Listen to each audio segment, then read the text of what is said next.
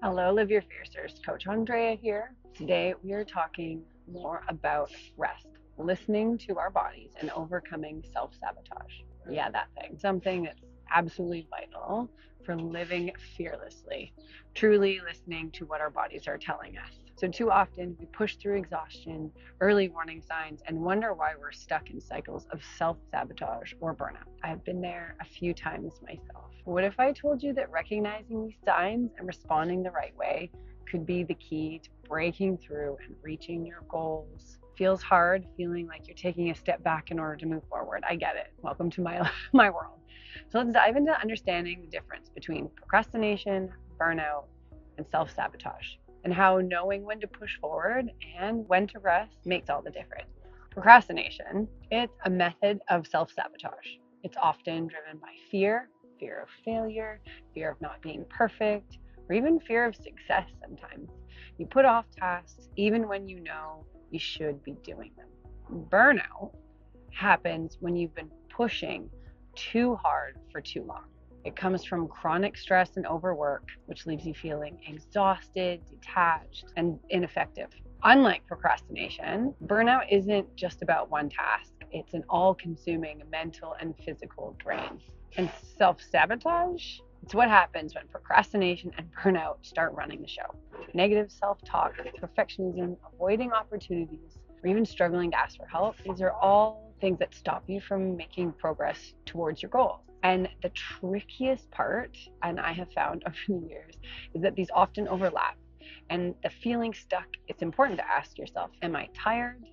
Am I afraid? Or am I both?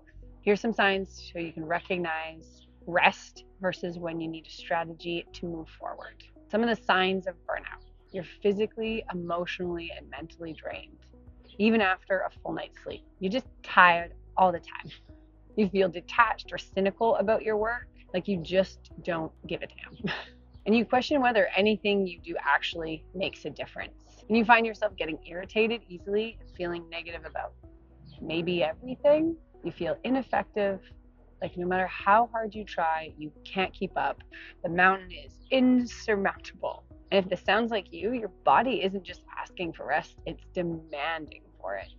So this is where you need to prioritize recovery, stepping back, setting boundaries, and giving yourself space to recharge. You don't have to earn rest, as I have come to learn. It is absolutely essential. Ooh, life lessons here. Signs of self-sabotage. You keep putting off tasks, even when they matter to you. You set impossible standards and beat yourself up when you don't meet them. Sound familiar? Oh, that one hurts. You avoid opportunities because deep down you're afraid of failing at them or even succeeding and not knowing then what to do next. Your inner voice is critical, telling you that you're not good enough. You've tied your work to your worth, and you struggle to ask for help, set boundaries, which leads to even more stress.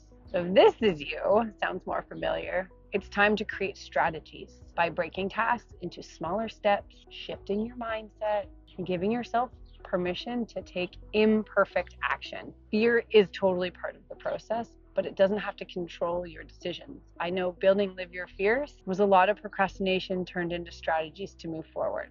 How do you break from self sabotage while avoiding burnout? A couple of things. You can tune in daily. Check in with yourself. Are you exhausted or just afraid? Do you need a break or a push?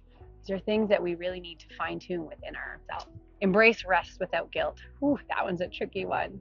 Recovery isn't laziness, it's fuel for your next level of success. And my trainer tells me this every time she schedules a break for me. Challenge those self-sabotaging thoughts and replace them with encouragement ones instead of I can't do this, I can try and figure it out. Taking small fearless actions. Is fear keeping you stuck? Taking one small step forward. Action builds confidence, setting boundaries, whether that means saying no, asking for help, or restructuring your schedule a little bit to protect your energy. In closing, listening to your body isn't a weakness, it's a superpower. So when you know when to rest and when to strategize, you stop this cycle of burnout and self-sabotage, and your productivity goes through the roof. You create this foundation that allows you to pursue your goals with confidence and resilience. Okay, so today I challenge you, check in with yourself. Where are you on the scale? Be super honest. What's one small shift that you can do to move yourself forward fearlessly? That's it. Simple, easy peasy. Let's step back into our power, get in alignment. Let's be aware of where we're at. You've got this. I believe you can do it. I believe I can get better at doing it. Let's end the cycle today.